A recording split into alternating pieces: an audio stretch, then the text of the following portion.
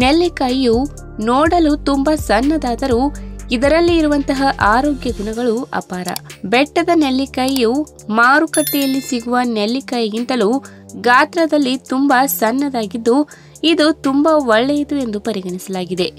ಏನೇ ಆಗಲಿ ನೆಲ್ಲಿಕಾಯಿಯನ್ನ ಪ್ರತಿನಿತ್ಯವೂ ತಿಂದರೆ ಅದರಿಂದ ರಕ್ತದಲ್ಲಿನ ಸಕ್ಕರೆ ಮಟ್ಟವನ್ನ ನಿಯಂತ್ರಣದಲ್ಲಿ ಇಟ್ಟುಕೊಳ್ಳಬಹುದು ಎಂದು ಅಧ್ಯಯನಗಳು ಹೇಳಿವೆ.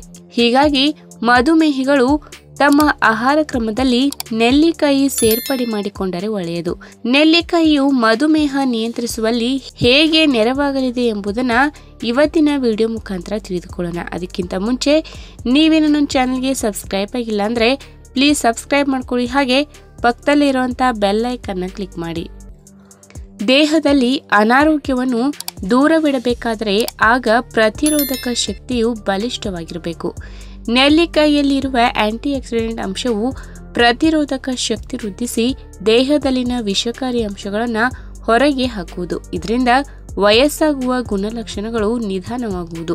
ವಿಟಮಿನ್ ಸಿ ಹೊಂದಿರುವ ನೆಲ್ಲಿಕಾಯಿಯು ಮೇದೋಜೀರಕ ಗ್ರಂಥಿಯ ಅಂಗಾಂಶಗಳನ್ನ ಸರಿಪಡಿಸುವುದು ಮತ್ತು ತೂಕಡಿಸಲು ಇದು ಸಹಕಾರಿ. ಚಯಾಪಚಯವನ್ನ ನಿಯಂತ್ರಿಸುವಲ್ಲಿ ಇದು ಸಹಕಾರಿ ಕೂಡ ಹೌದು.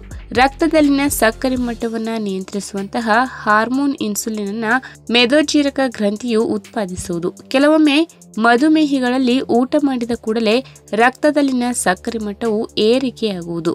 ಆದರೆ ನೆಲ್ಲಿಕಾಯಿ ಸೇವನೆಯಿಂದ ಈ ಸಮಸ್ಯೆಯನ್ನ ತಡೆಯಬಹುದು. ಕ್ರೋಮಿಯಂನಿಂದ ಸಮೃದ್ಧವಾಗಿರುವಂತಹ ನೆಲ್ಲಿಕಾಯಿಯು ಕಾರ್ಬೋಹೈಡ್ರೇಟ್ಸ್ ಚಯಾಪಚಯವನ್ನ ನಿಯಂತ್ರಿಸುವುದು.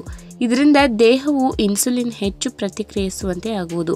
ಆಕ್ಸಿಡೇಟಿವ್ ಒತ್ತಡದ ವಿರುದ್ಧ ಹೋರಾಡಲು ಇದು ಸಹಕಾರಿಯಾಗಿದೆ. ಇನ್ನು ನೆಲ್ಲಿಕಾಯಿಯು ತುಂಬಾ ಹುಳಿಯಾಗಿದ್ದು ಕೆಲವರಿಗೆ ಇದು ಇಷ್ಟವಾದರೆ ಇನ್ನು ಕೆಲವರು ಇಷ್ಟಪಡದೇ ಇರಬಹುದು.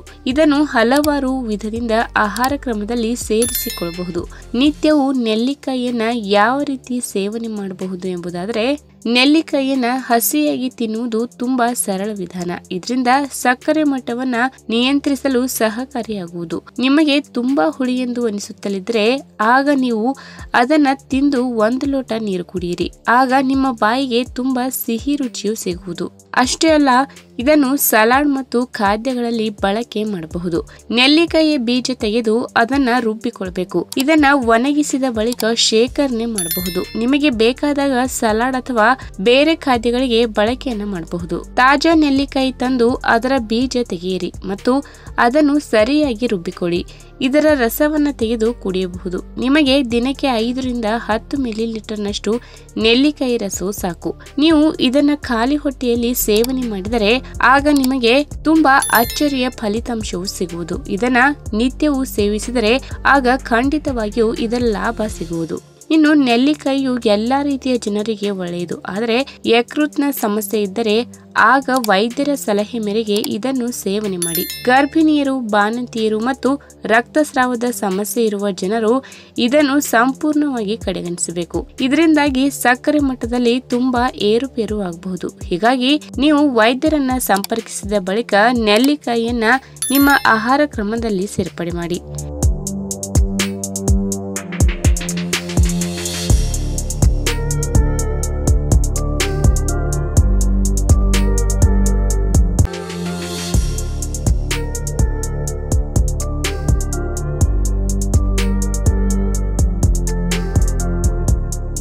ಚಳಿಗಾಲದಲ್ಲಿ ಪ್ರತಿರಕ್ಷಣಾ ವ್ಯವಸ್ಥೆಯು ದುರ್ಬಲಗೊಳ್ಳುತ್ತದೆ.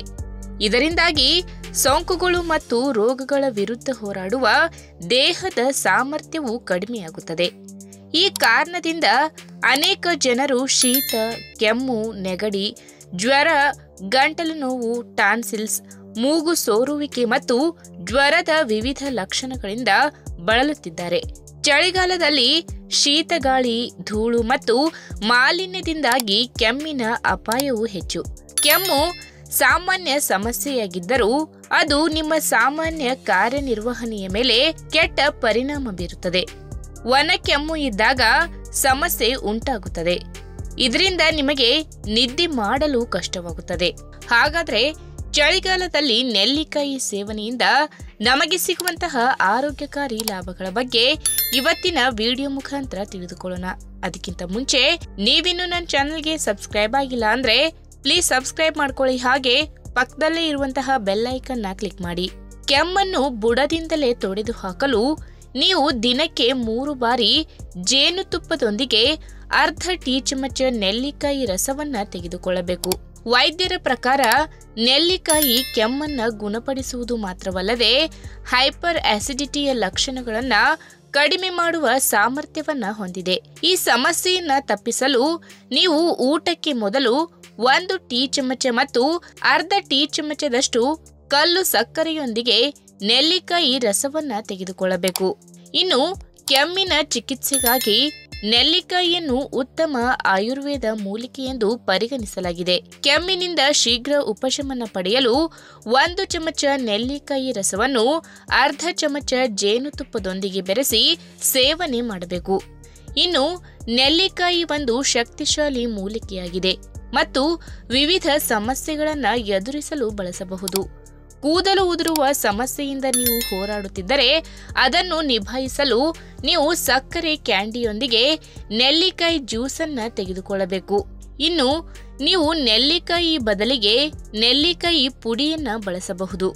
ಅರ್ಧ ಚಮಚ ನೆಲ್ಲಿಕಾಯಿ ಪೌಡರ್ ಮತ್ತು ಅರ್ಧ ಚಮಚ ತುಪ್ಪ, ಅರ್ಧ ಚಮಚ ಸಕ್ಕರೆ ಮಿಠಾಯಿಯೊಂದಿಗೆ ಚೆನ್ನಾಗಿ ಮಿಶ್ರಣ ಮಾಡಿ ಖಾಲಿ ಹೊಟ್ಟೆಯಲ್ಲಿ ದಿನಕ್ಕೆ 2 ಬಾರಿ ಸೇವಿಸಿ ಉತ್ತಮ ಫಲಿತಾಂಶಗಳನ್ನು ಪಡೆಯಲು 4 ರಿಂದ 12 ವಾರಗಳವರೆಗೆ ಇದನ್ನು ಸೇವನೆ ಮಾಡಬೇಕು.